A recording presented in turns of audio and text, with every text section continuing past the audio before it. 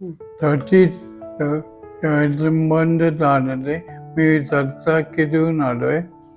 मला बी P heart attack paralysis याचा त्रास होता.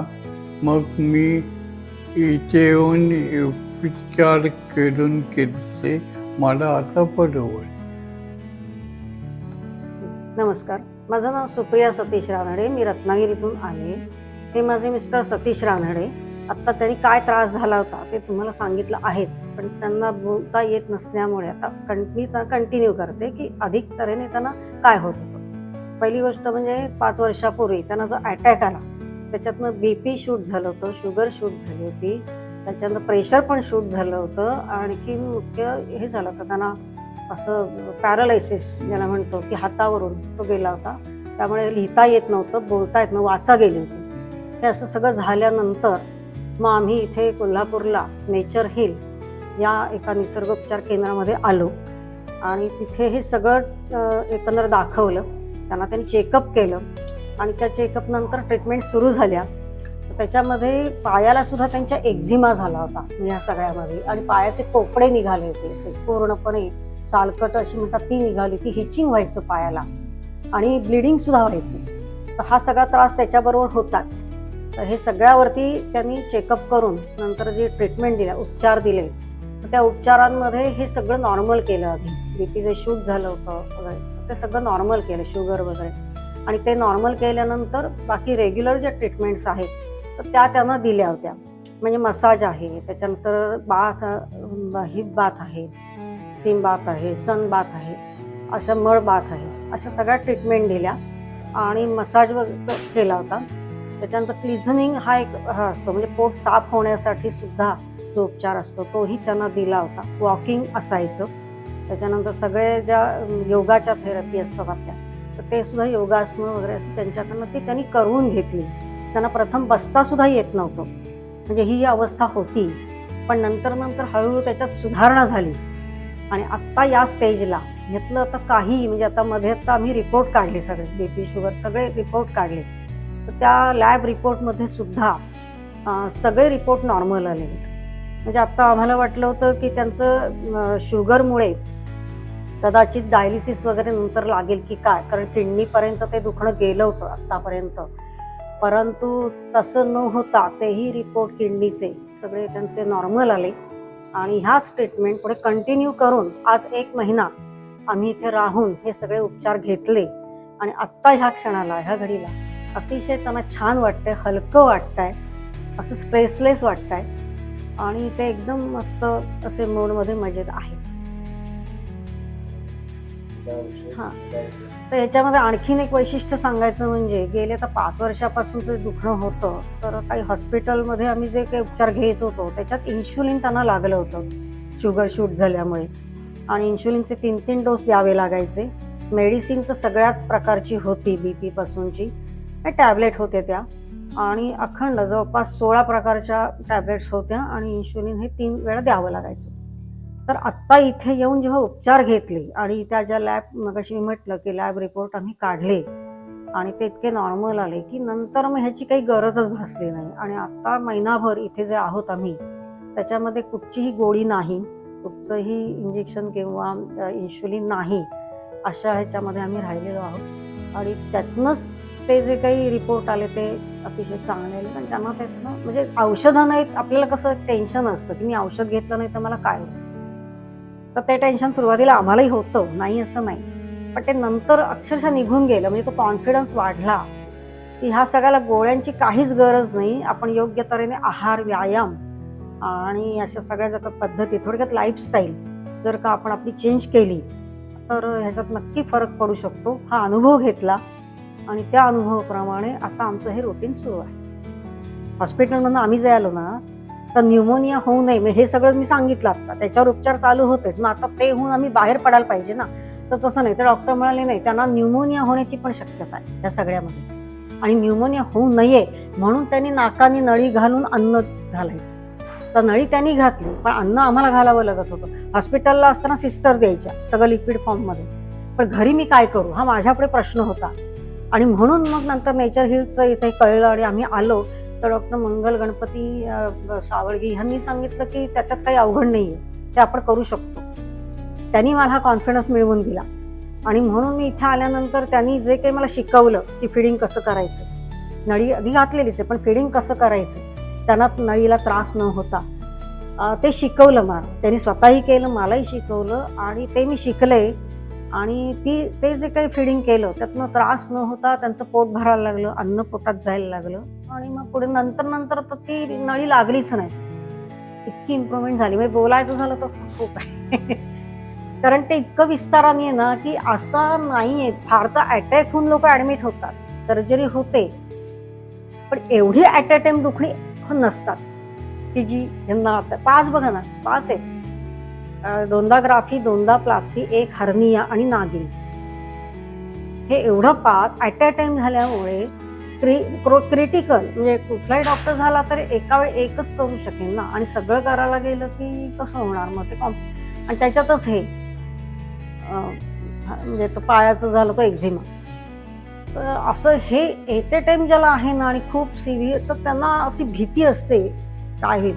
आणि तिसरी गोष्ट म्हणजे त्या डॉक्टरनी तर आम्हाला सांगितलं होतं हॉस्पिटलमधल्या की तुम्ही आधी इथपर्यंत आलातच कसं, ह्याचंच आम्हाला आश्चर्य वाटते. रत्नागिरीतून 2.5 तासाचा का होईना, अगदी कार्डिएटिक व्हॅन का होईना, पण तरी तुम्ही आलातच कसे, कारण हे येण्याच्या स्थितीत हे वर जाऊन आलेले आहेत. ह्या शब्दात त्यांनी सांगितलेलं आहे, हे वर हात टच करून आलेले आहेत आणि हे त्यांचं नशीब असं डॉक्टरांचं म्हणणं त्यावेळी.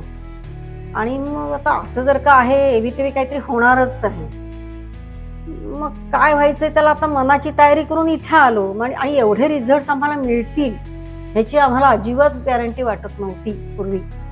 पण ज्यावेळेला सगळं प्रॅक्टिकल केलं आणि हळूहळू इम्प्रुव्हमेंट जेव्हा दिसायला लागली, त्यावेळेला लक्षात आलं की अरे खूप काही होऊ शकतं आणि त्याच्यासाठी घाबरून जायची काही गरज नाही. मग मेन आधी पूर्ण डोकं शांत ठेवून आपण हे उपचार करू शकतो. आणि यांचा जो काही पाठिंबा आहे सगळ्याला, की एक कॉन्फिडन्स यांच्यामुळे आम्हाला निर्माण होतो. सुरुवातीला पेशंट घाबरलेला असतो, पेशंटचे नातेवाईक पण घाबरलेले असतात. ती भीती कमी होऊन हे सगळं करतो मात्र प्रामाणिकपणे आणि निष्ठा ठेवून, तर ती गोळ्यांपेक्षा सुद्धा भारी म्हणजे आहे असं आम्हाला आता अनुभव आला. काही आत्ताहीच त्यांना तसंच बघितलं ना तर त्यांना लिहिता येत नाही, हात तर कामच करत नाहीये. तुम्हाला त्या सायनिंगवरती जे काही करतील ती फरफटवून चालणार नाही, कारण ओरिजिनल साईन तिथे मॅच व्हायला पाहिजे, त्याच्याशी तुमचा क्लेम सेटल होणार नाही. ह्या सगळ्या गोष्टी आम्हाला फेस कराव्या लागल्या. आता ह्यांची कंडिशन अशी आहे की फार असं नाही, पण कमीत कमी आता डॉक्टरांनी जेव्हा सांगितलं की तुम्हाला किती वेळा टॉयलेट होतोय वगैरे क्लिझनिंग झाल्यानंतर, तर ते तुम्ही इथे वहीवर लिहून काढा. तर त्यांनी ते मात्र अगदी फरफटवत का होईना, असं फरफटलेल्या अक्षरात का होईना, पण किती वेळा झालं ते त्यांनी लिहून काढलेलं आहे. आणि त्यांचं नाव वगैरे हॉस्पिटलमध्ये सुद्धा नाव वगैरे लिहायचे, ही माझी बायको, हिचं नाव असतं, हा माझा मुलगा, ह्याचं नाव असतं, एवढं ते करू शकतात. आणि बोलण्याच्या बाबतीत तर इथे तर म्हणजे लोकांना कळायचं नाही ते काय बोलताय. मला सवय झाली होती, माझा प्रश्न नव्हता, मुलाचा प्रश्न नव्हता, पण बाहेरच्या लोकांना कळायचं नाही. तर आता ते सावकाश जेव्हा एक एक वाक्य उच्चारायला लागले, तेव्हा डॉक्टरांपासून ते अगदी बाकीच्या स्टाफ पर्यंत मग मला सूप हवं आहे किंवा मला ते नको आहे, माझं पोट भरलेलं आहे वगैरे, ह्या सगळ्या गोष्टी कळायला लागल्या लोकांना. आणि त्याच्यात मग असं मी म्हणतो की आम्ही जिंकलो. म्हणजे खरोखर आता इम्प्रुव्हमेंट आहे हे तिथे सिद्ध होतं की जेव्हा मी काय बोलतो ते लोकांना कळतं, घरच्यांचा प्रश्न नसतो. तर ही एक इम्प्रुव्हमेंट छान झाली. आणि पायाच्या बाबतीत म्हणाल तर मर थेरपी म्हणजे इतर सगळ्या थेरपींमुळे जो एक्झिमा झाला होता आणि पोपडे असे निघाले होते, तर 50% असं का म्हणतो आम्ही की बरीचशी त्वचा क्लीन झाली आहे, पण मुळात त्यांचा रंग गोरा आहे तसा. आता आतनं बघितलं तर पूर्ण कसे गोरे आहेत खरे ओरिजिनल. तर ती स्किन अजून यायला थोडं आणि ट्रीटमेंट घेण्याची गरज आहे, ती घ्यायला आम्ही नक्की येणार आहोत. पण आत्ता मात्र अजिबात जे काळं ठिक्कर पडलं होतं, त्यांना सेन्सेशन होत नव्हतं आणि त्यांना जे ब्लिडिंग व्हायचं तर ते सगळं थांबलेलं आहे. आता सेन्सेशन सुद्धा पायाला जाणवतं आहे. इतकी 50% इम्प्रुव्हमेंट झालेली. आता वॉकिंग म्हणावं तर पहिल्यांदा पाऊल नीट नाही पडायचं, असे वाकडे चालायचे. आता प्रॅक्टिस असे वाकडे चालायचे, म्हणजे एक पाऊल इथे तर दुसरं पाऊल वाकडं, अशा पद्धतीने ते चालायचं आणि आधार घ्यावा लागायचा पहिल्यांदा सगळं. आता सरळ चालताना आधार कशाचा घेणार, तर तिथे काही भिंत नसायची किंवा काही नसायची, तर ते आधार न घेता आता चालू शकतात. आणि आता पूर्णपणे लॉनवरती वगैरे तिकडे म्हणजे आता तिथेच चालू शकतात, सनबाथ वगैरे घ्यायला असं तिथेच जातात ते. आणि पहिल्यांदा त्यांना कळायचं नाही की आपण त्यांना काय सांगतोय, म्हणजे काही सूचना असतील, समजा की काका तुम्ही संवाद घेताना टॉवेल असा डोक्यावर ठेवा, अशा काही सूचना असतात. त्या सूचना पहिल्यांदा नाही त्यांना कळायच्या, त्यांच्या लक्षात सुद्धा राहायच्या नाहीत. पण आता मात्र ह्या ट्रीटमेंटमुळे हळूहळू दुसरा मनुष्य आपल्याला काय सांगतोय इकडे पूर्ण कॉन्सन्ट्रेशन जे असतं ना ते त्यांचं व्हायला लागलेलं आहे आणि ते कळायला लागलेलं आहे आणि तसं इम्प्लिमेंट पण होतंय. म्हणजे असं नाही की मला नुसतंच कळलंय मी काहीच करत नाही, असं पण नाहीये. तर ते इम्प्लिमेंट पण होत आहे. हाही एक इम्प्रुव्हमेंटचा भाग ह्याच्यामध्ये आम्हाला आता दिसून येतो आहे. आणि आता दुसरी गोष्ट, स्वतःच्या हाताने जेवणं हे पण होत नव्हतं. नव्हे पोळीचा तुकडा मोडणं या भाकरीचा काय असेल तो लावून खाणं हे जमत नव्हतं. पण आता त्यांचं ते जेवतात. पहिल्यांदा डाव्या हाताने जेवायचे आणि आता थोडा उजवा हात ते वापरायला लागलेले आहेत जेवणासाठी. तर तेही आता जेवणाचं छान आणि मग चव बिव कळते आता. म्हणजे तर जिभेची चव वगैरे हे सगळं थोडंसं कळत नव्हतं त्यावेळेला की आपण काय खातोय आणि त्याची काय चव आहे हे पण नाही कळायचं. जसं हे सेन्सेशन नव्हतं तसं तेही नव्हतं. तर तेही हळूहळू व्हायला लागलं. म्हणजे मग सांगायला लागले की आज मला तिखट लागते आमटी, किंवा ही भाजी तू काही खारट केलीस का वगैरे, हे असं मलाही ते म्हणायचे. आणि मी चाखून बघायचे तर खरंच तसं झालेलं असायचं. आणि ते म्हणजे लक्षात यायला लागलं पाहिजे की खरंच चव कशी आहे ती पण त्यांना समजते आणि चवीने छान जेवायचं कसं ही त्यांना आता कळायला लागलेलं आहे. स्वतः आता बऱ्याचशा गोष्टी ते करतायत. म्हणजे कपडे घालणं, पूर्वी कपडे पण त्यांना घालता यायचे नाही. मी ज्या हॉस्पिटलला ऍडमिट केलं होतं तेव्हा त्यांना मला कपडे घालावे लागेच आतून. तेही नाही, आता त्यांची ती पॅन्ट वगैरे घालतात. उलट पॅन्ट असेल वाळत घातलेली तर ती सुलट करतात हाताने. अशा काही हाताने गोष्टी करतात. आता इथे जे आम्हाला ह्याचं देतात एक पॅक असतो असा ठेवण्यासाठी, नाही लपेट म्हणतात त्याला. तर ते लपेटची घडी सुद्धा पूर्वी मी ताई म्हणायच्या मॅडम की लपेटची घडी घाला, तर ते त्यांना तेव्हा नाही कळायचं.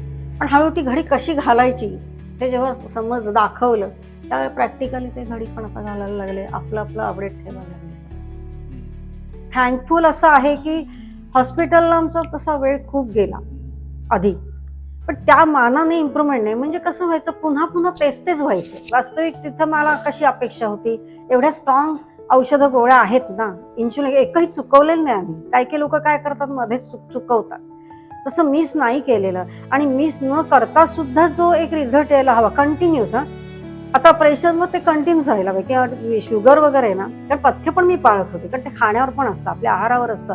तर पथ्य पाळून गोळ्या घेऊन औषधं घेऊन रेग्युलर चेकअपला जाऊन, रुटीन चेकअपला जाऊन म्हणावं तसं का नाही, कारण टेस्टीस पुन्हा व्हायचं. उलट ते आणखीन रिपोर्ट वाढलेलेच दिसत होते.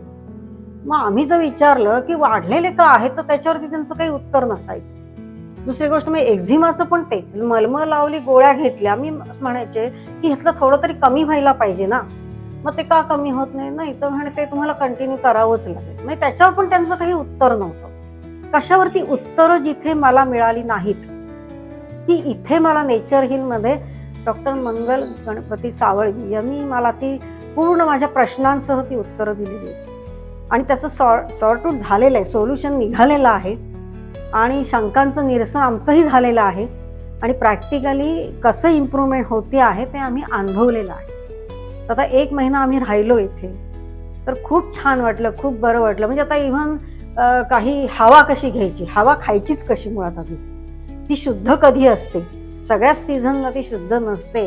अशा बारीक सारीक काही गोष्टी आहेत ना ते त्यांच्याकडनंच कळल्या. नाही तर बाहेर काय आम्हाला समजतंय कुठली हवा घ्यायची काय करायचं, काहीच नाही. पण इथे मात्र ते समजू शकतं. पाणी सुद्धा कसं प्यावं, डिटॉक्स म्हणजे काय, ह्याही गोष्टी की हे डिटॉक्स पाणी दिवसभरातच कसं संपवायचं. नंतर थोड्या वेळाने पाणी का पित राहिलं पाहिजे, शरीराचं रक्ताभिसरण केव्हा होतं, साधं शरीरातल्या टॅपिंगनी, म्हणजे कोणाची तुम्हाला मदत घ्यायची पण गरज नाही. मदतीला सगळी घरी असतात असं नाही, पण मदत न घेता सुद्धा तुम्ही तुमचं शरीर फिट ठेवू शकता. ते कसं फिट ठेवू शकता हेही प्रॅक्टिकल त्यांनी दाखवलेलं आहे आणि ते अगदी सोपं आहे. चक्क गप्पा मारता इव्हन काही तर अशा आहेत की आपण मी स्वयंपाक म्हणजे बायकांच्या स्वयंपाक करता गप्पा मारता टीव्ही सुद्धा पाहता अशा काही ट्रीटमेंट्स आपण घरी घेऊ शकतो की त्यांनी शरीरातली उष्णता सुद्धा सगळी निघून जाते, शरीरातलं ब्लड सर्क्युलेशन चांगलं होतं. मेंदूपासून ते पायापर्यंत जेवढे आपले सगळे अवयव आहेत, आतले अवयव क्षार वगैरे, आता सगळं मला समजत नाही पण त्या ह्याच्यामध्ये तर लॅब रिपोर्टमध्ये ते असतात सगळे अवयव क्षारयुक्त असं, मॅग्नेशियम वगैरे. तर कशामुळे काय, तर अमुक एक हे कमी झाल्यामुळे मग का दुःखी होते, आणि ती कमतरता कशी समजून घ्यायची, कशी जाणायची, थोडक्यात श्वासावरती कशी एकाग्रता करायची. म्हणजे प्रत्येक मुवमेंट ही तुमची श्वासाबरोबर झाली पाहिजे, तो जाणून घेता आला पाहिजे. दीर्घ श्वास सोडून तो सावकाशपणे हळूवारपणे प्रत्येक अवयवापर्यंत कसा पोचवला पाहिजे आणि तो कसा पोचू शकतो आणि ते तुम्ही कसं करू शकता, ह्या सगळ्याचं प्रॅक्टिकल हे त्यांनी आम्हाला दिल्यामुळे आता ते आम्हाला सगळं करता येत आहे. इव्हन छोटीशी गोष्ट सांगायची म्हणजे माझा जेव्हा सध्या पाय नुसता का दुखत होता मला माहिती नाही, पण तळपायाचा वरचा भाग थोडासा तो दुखायचा. तर त्यांनी मला सांगितलं की श्वास रात्री झोपताना सुद्धा श्वास तुम्हाला जाणवला पाहिजे. मी झोपलोय मग मला काही कळत नाही असं नाही, तर तो श्वास तुम्ही जाणून बुजून घेतला पाहिजे आणि तो पायापर्यंत न्या आणि त्याची आठवण करा की ह्या पायापर्यंत माझा श्वास पोहोचतो आहे. तर खरोखर लिटरली मला नंतर लक्षात आलं की ती दुखी कमी झालेली. म्हणजे श्वासावाटे एखाद्या अवयवाची दुखी सुद्धा आपण कशी कमी करू शकतो हा प्रॅक्टिकल अनुभव मला आलेला आहे, म्हणजे माझा पर्सनल. आता माझं सांगायचं म्हणजे 6 महिन्यापूर्वी मला मुसळटीर झाला आता उजव्या खांद्याला. तर ठीक आहे, आता 2-3 डॉक्टरांचा कन्सल्ट घेतल्यानंतर त्याच्यामध्ये आलं की मला सर्जरी करणं प्राप्त आहे, दुसरा काही उपाय नाही, म्हणून ती सर्जरी केली मी. त्याच्यानंतर फिजिओथेरपी सुद्धा त्या डॉक्टरांची घेतली आणि फिजिओथेरपीने थोडं बरं वाटलं, नाही असं नाही, पण जी दुखी असते खांद्याची ती काही कमी झाली नाही माझी म्हणावी तशी. म्हणजे मी माझ्या मुवमेंट्स करू शकेन, मी माझी नेहमीची कामं सगळी रेग्युलर करू शकेन असा कॉन्फिडन्स त्यावेळी मला नव्हता. आणि म्हणून मी डॉक्टर मंगल यांना इथे फोन केला निसर्गोपचार केंद्रामध्ये आणि अपॉइंटमेंट घेतली आणि महिनाभर इथे राहायला आले. तर त्यांनी सगळ्या त्या थेरपी सुरू केल्या माझ्याकडनं. आता मगाशी सांगितल्याप्रमाणे श्वासापासून तो खांद्यापर्यंत कसा पोचवायचा, म्हणजे जिथे दुखरा भाग आहे तिथे तिथपासून ते प्रॅक्टिकली सगळ्या थेरपी. म्हणजे त्यांनी एक स्टीम दिलं होतं मला खांद्याला, त्याच्यामध्ये निगडीचा पाला घालून ती स्टीम पण घ्यायची आणि बर्फाची पण शेक घ्यायचा, असं ते ॲट ए टाइम दिलं होतं. तर त्यांनी मला खूप रिलीफ वाटलं. त्याच्यानंतर ॲक्युपंक्चर केलं होतं. मला तर अशी शंका होती की माझी तर सर्जरी झालेली आहे आणि ॲक्युपंक्चर कसं काय मला सहन होणार आहे असं वाटलं होतं. पण त्यांनी ते दाखवलं की त्याला काही प्रॉब्लेम होणार नाहीये, पण ह्या ॲक्युपंक्चरनी मात्र तुम्हाला खूप दुखी कमी होईल आणि बरं वाटेल. मग त्याच्यावरती माझा विश्वास बसला आणि मी ते ॲक्युपंक्चर अजूनही आत्तापर्यंत घेतेच आहे. आणि त्याचा रिझल्ट असा आला की खरोखर माझी आता खांद्याची जी दुखी होती ती पूर्णपणे गेली, पूर्णपणे कमी झाली. आणि त्याच्या जोडीला त्यांनी जे एक्झरसाइज दिले त्याचं वैशिष्ट्य असं आहे की फिजिओथेरपीला एक्झरसाइज जे मला देत होते, जो खांदा माझा दुखतोय त्याच हाताचे देत होते. म्हणजे एकाच हाताने हात वर करणं, एकाच हाताने हात 180 डिग्रीला नेणं, असं ते करत होते आणि मी तसंच करत गेले एका हाताने. पण इथे आल्यानंतर डॉक्टर मंगल यांनी मला ते सांगितलं की कुठलीही जरी इंजुरी असली किंवा काही आपलं सर्जरी असली तरी ती फिजिओ एका हाताने करून चालत नाही. कुठलाही अवयव असेल, पाय असेल, हात असेल, कुठच्याही अवयवाची ज्याची सर्जरी झाली तो अवयव एकच वापरायचा नाही, तर दुसराही अवयव वापरायचा. म्हणजे माझा तर खांदा एक आहे ना, मग दुसऱ्याही खांद्याचा वापर करायचा आणि दोन्ही हात एकदम वर उचलायचे, दोन्ही हाताच्या एकदम मुवमेंट करायच्या, की सगळीकडे बॅलन्स चांगला होतो. नाहीतर मग काय होतं, एकावरती भार येतो, तिथे आपण फोकस करत असतो म्हणून त्याच्यावरती ते दुखू नये म्हणून ते सावरायला जातो आणि मग दुसऱ्या खांद्यावरती किंवा दुसऱ्या त्या अवयवावरती भार येतो आणि मग ऑटोमॅटिकली दुसरा दुखायला लागतो अवयव. तर तसं न होता तिथेही दुखी होऊ नये, ते जे आहे दुखणं तेही बरं व्हावं, अशा सगळ्याचा बॅलन्स साधायचा असेल तर आपल्याला तो एकदमच असा दोन्ही हाताचा किंवा दोन्ही पायाचा जो काय अवयव असेल तो त्याचा व्यायाम केला पाहिजे. आणि ते कसे व्यायाम करायचे ते त्यांनी मला शिकवले आणि गेले महिनाभर मी त्यांच्या अंडर ऑब्झर्वेशन ते सगळं करते आहे.